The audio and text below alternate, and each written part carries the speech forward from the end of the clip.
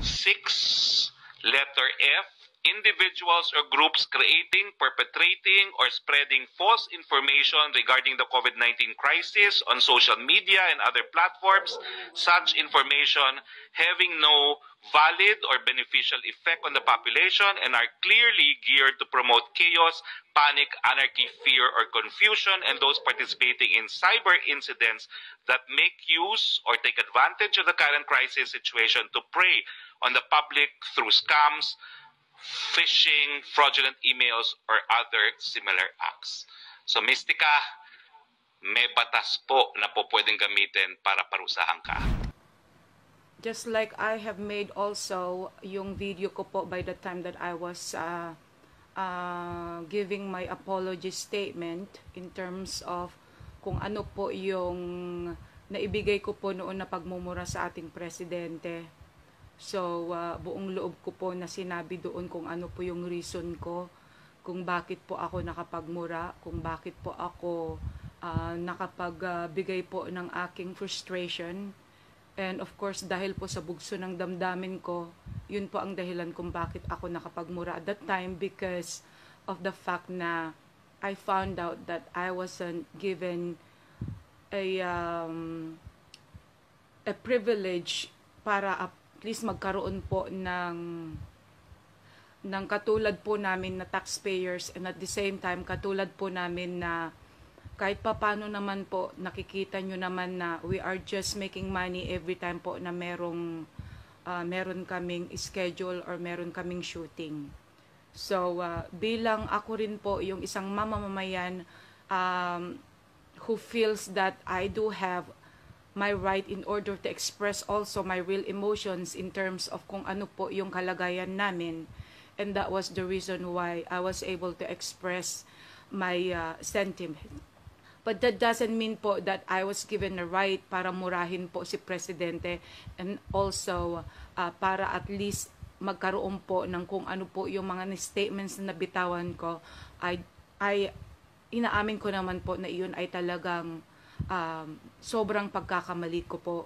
And that was the reason why noong meron po akong nakita na mismong message o kaya mismong video po ng taga ibang bansa, yun po yung Angelina Sagilan, kaya nga po naantig yung puso ko because of the fact she was saying na sana huwag nyo na lang pagsalitaan ng masamang ating presidente because he is really doing his best. At tama nga po naman yun. At talagang I had admitted. Wala pong doubts na inadmit ko po yun. So, kung ang pag-aakala po ng iba because by the time that I have made my statements, the main reason why I did that was just for one subject matter. And the subject matter was about doon nga sa pagbibigay ng goods o kaya ayuda, yung pagbibigay po ng relief goods sa mga taong wala na pong makain plus yung ayuda po, yun po ang subject matter.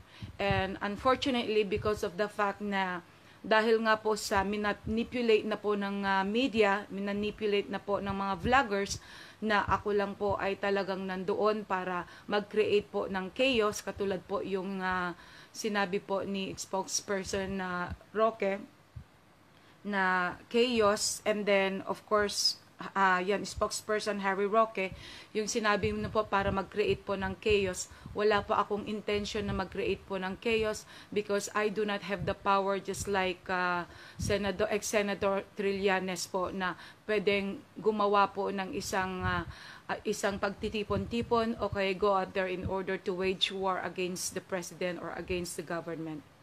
Wala po akong kapasidad. And the mere fact that ever since noong ako po ay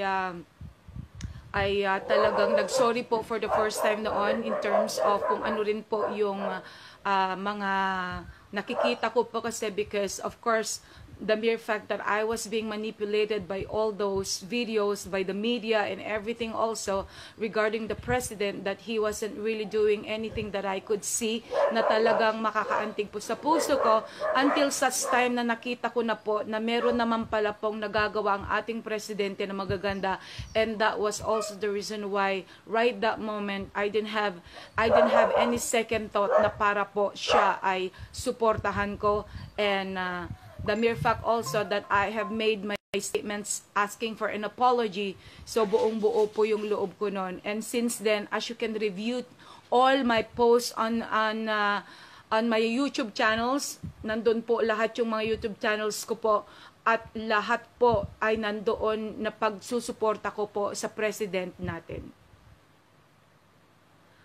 Wala po akong lakas. I don't have the power para po sirain ang presidente.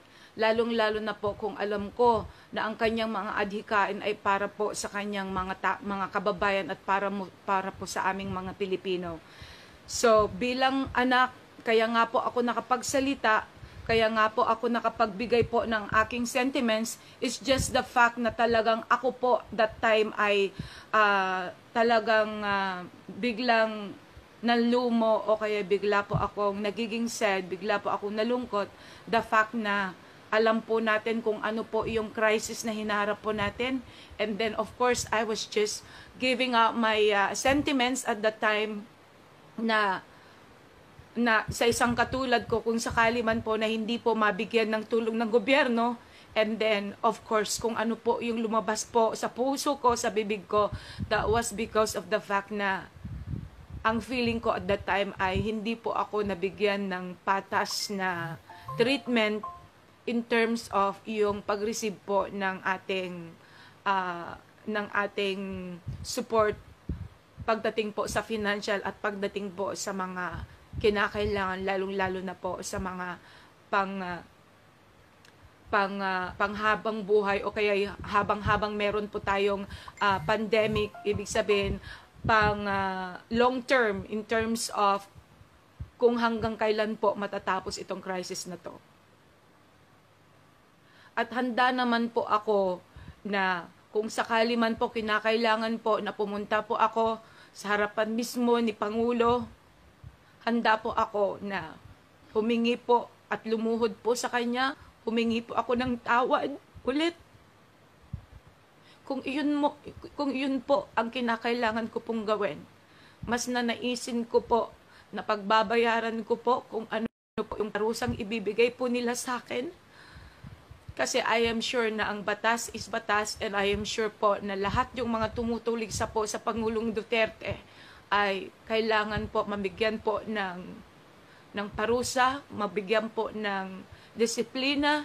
At kung isa po ako na kinakailangan pong mabigyan po ng disiplina at maparusahan, buong puso po ako na pupunta po ako mismo sa harapan ng ating presidente.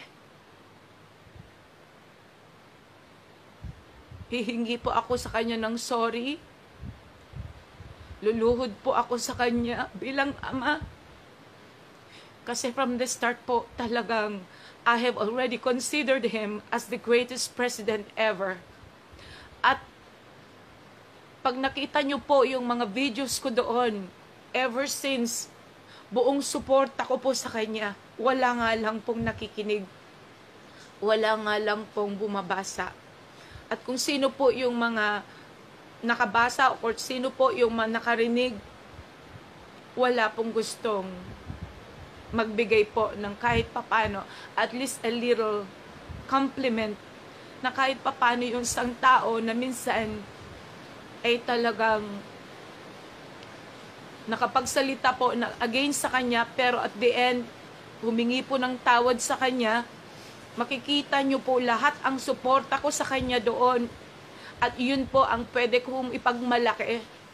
At dahil din po sa nakapagsalita po ako ulit ngayon, I am willing to face the consequences.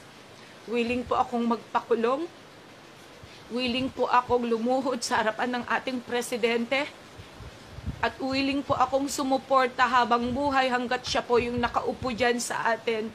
para tayo ay maprotektahan, para po tayo ay mapaglingkuran, at higit sa lahat, para po tayo ay ipagtanggol. Maraming salamat po.